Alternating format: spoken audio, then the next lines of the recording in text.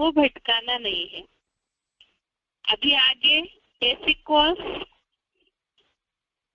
Course में हमने देखा था परम धाम का सेटिंग आत्माओं का। परम धाम के सेटिंग के लिए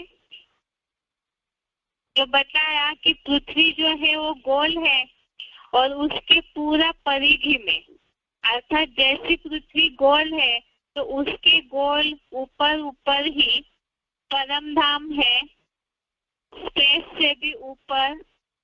जो पहले भी हमने समझा कि परम धाम का 5 तत्वों से कोई कनेक्शन नहीं है, इसीलिए परम धाम में कोई दिशा नहीं होती है।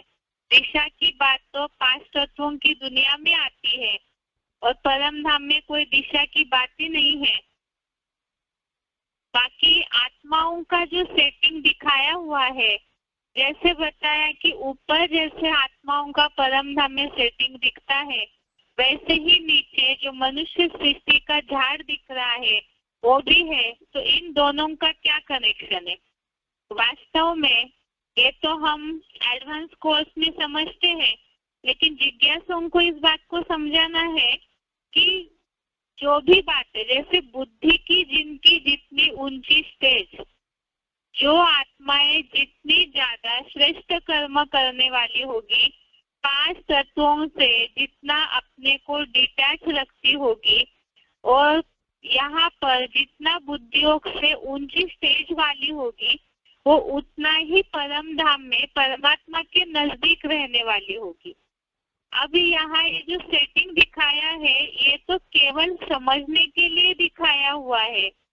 जो भी बातें हैं वो तो यहाँ सृष्टि पर कर्मों के आधार से, बुद्धि की स्टेज के आधार से, या तो जो जितना सुख शांति भोगते हैं उसी आधार से अपने आप ही समझ में आएगा।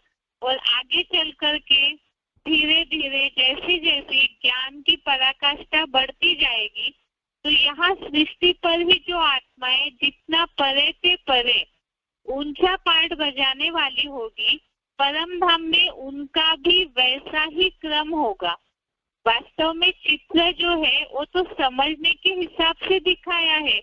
अब परम धाम जो 5 तत्वों से परे है, भौतिकता का जहाँ नामो निशान नहीं, तो वहाँ यह आत्माएं इस तरह है, ये कैसे हमें दिखाई देगा? आंखों से तो दिखेगा नहीं, लेकिन यहाँ बुद्धि से समझने की बात है, उसे चित्र में समझाने के लिए चित्रित किया हुआ है।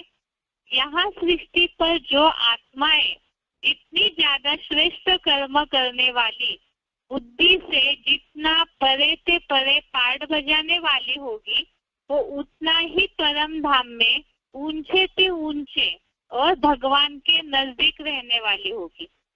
और जो आत्माएं निकृष्ट अर्थात नीचे कर्म करने वाली होगी, वो उतना ही नीचे नीचे की ओर, जहाँ आत्माओं की सेटिंग में संख्या बढ़ी हुई दिखाई हुई है, अर्थात तो उतना ही पृथ्वी से नजदीक और नीचे की ओर होगी परम धाम में भी।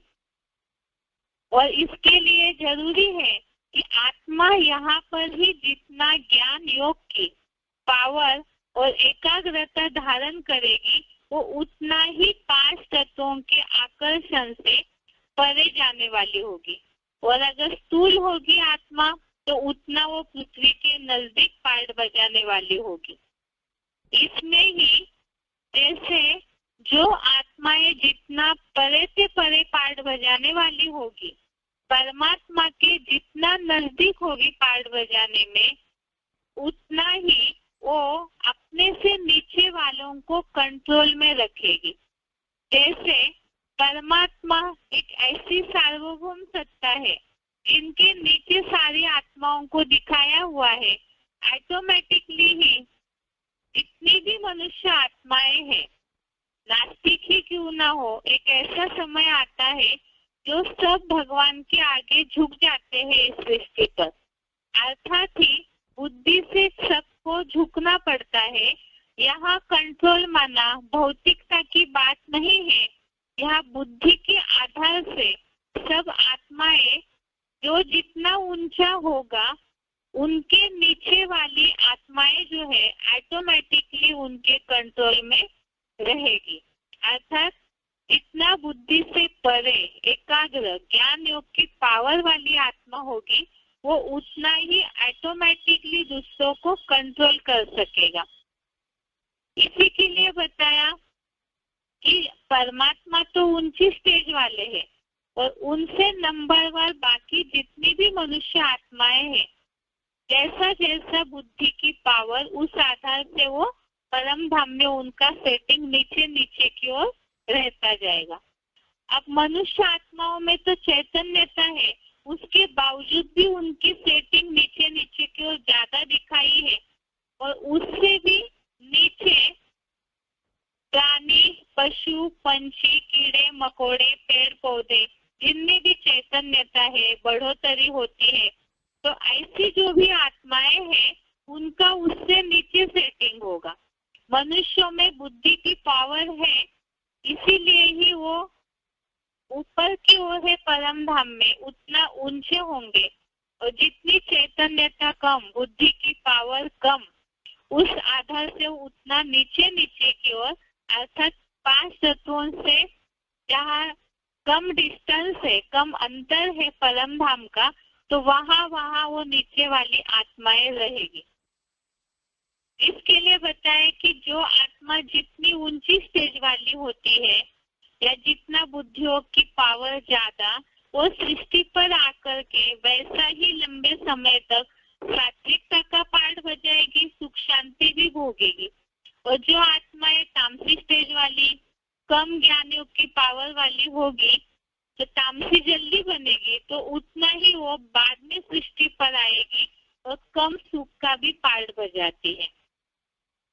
इसी के आधार से यहाँ ये जो बताया परम धाम का जो क्रम दिखाया हुआ है उल्टा वृक्ष, इसे हम एक बार समझते हैं कि परम धाम में जैसा आत्माओं का झाड़ दिखाया है उसी तरह से 3 लोक के चित्र में देखिए उल्टा कल्प वृक्ष मनुष्य सृष्टि का जो झाड़ है वो उल्टा दिखाया हुआ है। इसके बारे में ही गीता में भी उल्लेख आया है। 15वें अध्याय का पहला श्लोक अध्याय 15 श्लोक नंबर 1। ये जो आत्माओं का झाड़ है इसका ही वास्तव में कनेक्शन यहाँ सृष्टि पर जो मनुष्य सृष्टि का झाड़ है उससे है और इसी के लिए ही इसे उल्टा वृक्ष कहा है। इसे कल्प वृक्ष या मनुष्य सृष्टि का वृक्ष कहा जाता है जिसे शास्त्रों में अश्वत्थ वृक्ष के रूप में जाना जाता है। इसके लिए ही गीता में श्लोक आया हुआ है 15वें अध्याय का पहला श्लोक अध्याय 15 श्लोक नंबर 1 देखिए। श्लोक है ऊर्ध्व मूल अधशाखम अश्वत्थम प्राहुर अव्ययम छंदासी यस्य पर्णानि यस्तम वेदस वेदवित्। एक बार दोबारा देखिए श्लोक ऊर्ध्व मूल अधशाखम अश्वत्थम प्राहुर अव्ययम छंदासी यस्य पर्णानि यस्तम वेदस वेदवित्। अर्थात सिर्फ इसका बोल्ड वाला अर्थ पढ़ेंगे। ऊपर जड़ों वाले अधोमुखी शाखाओं वाले छंदो रूपी जिसके पत्ते हैं अश्वत्थ को इस अविनाशी वृक्ष को अविनाशी कहा है जो उस बंगाली सृष्टि वृक्ष के आदि मध्य अंत को जानता है वह वेदों का ज्ञाता है। अर्थात ये जो मनुष्य सृष्टि का वृक्ष है ये उल्टा दिखाया हुआ है। ऊर्ध्व मूल अर्थात इसकी जो मूल है वो ऊपर की ओर है। अर्थात मूल अर्थात जो शुरुआत करने वाले हैं जो बीज है या जो जड़ें हैं वो ऊपर की ओर दिखाई हुई है। अर्थात सृष्टि की शुरुआत करने वाले उतना बुद्धि की एकाग्रता वाले होंगे तो ऊपर की ओर होंगे, और बाकी जो पत्ते हैं और टाल टालियां है वो उतने नीचे की ओर दिखाई हुई है। तो पत्ते, छोटी छोटी शाखाएं, टालियां वो धीरे धीरे बढ़ते जाती है, तो उसको नीचे की ओर बड़े रूप में दिखाया है। वास्तव में ऐसा उल्टा वृक्ष कहीं होता नहीं है, लेकिन इसे उल्टा क्यों दिखाया हुआ है? क्योंकि ये मनुष्य सृष्टि का जो झाड़ है, इसकी ये विशेषता है, ये गुणधर्म है इसका कि इसकी जो जड़ें है या श्रेष्ठ आत्माएं जो है वो कम होती है, और बाकी जो नीचे की ओर पत्ते हैं, अनेक टाल टालियां है जो नीचे स्टेज वाली होती है वो ज्यादा होती है। तो इसीलिए ही इसे उल्टे वृक्ष के रूप में दिखाया हुआ है। तो मनुष्य आत्माएं जो जैसे जन्म मरण के चक्र में आती जाती है, वैसे वैसे कल्प वृक्ष की संख्या, मनुष्य सृष्टि के झाड़ के पत्ते बढ़ते जाते हैं। ये इस चित्र में हम यहाँ तक ही जिज्ञासुओं को समझाएंगे, क्योंकि आगे कोर्स में कल्प वृक्ष के चित्र को तो समझाते ही है। तो इसीलिए यहाँ केवल आत्माओं का जो झाड़ है, वास्तव में परम धाम में आत्माएं कोई पार्ट तो बजाती नहीं है। मूल वतन कहाँ है? तो वहाँ आत्माएं ब्रह्मांड में अंडे मिसल पॉइंट ऑफ लाइट अव्यक्त रूप में, अदृश्य रूप में रहती है। वहाँ तो कोई पार्ट बजाने की बात ही नहीं आती है। लेकिन वहाँ ये जो सेटिंग दिखाया हुआ है परम धाम में आत्माओं का, वास्तव में वो वहाँ का सेटिंग नहीं है।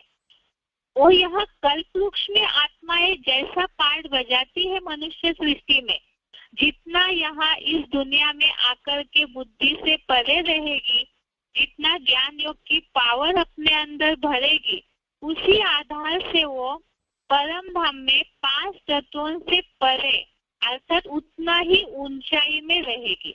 तो बात तो यहाँ समझने की है, और समझाने के लिए ही यहाँ इस कल्प वृक्ष को, मनुष्य सृष्टि की आत्माओं का क्या सेटिंग है, इसे समझने के लिए ही यहाँ इस कल्प वृक्ष को वास्तव में 3 लोक के चित्र में दिखाया है।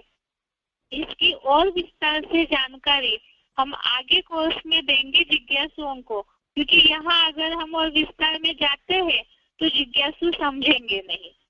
यहाँ 3 लोक के चित्र में इतना ही है समझने के लिए। अभी बात है फिर कि आत्माएं परे से परे रहती है, या जन्म मरण के चक्र में आने के कारण यहाँ पे आत्माओं का इस तरह से सेटिंग है, तामसी या सतो प्रधान बनती है, उसका आधार भी जन्म मरण का चक्र है। तो यहाँ पर पृथ्वी एक रंगमंच है। शेक्सपियर ने भी इस बात को बोला है, इसे हमने गीता में भी देखा, ऐसे हिस्ट्री में भी बोला हुआ है।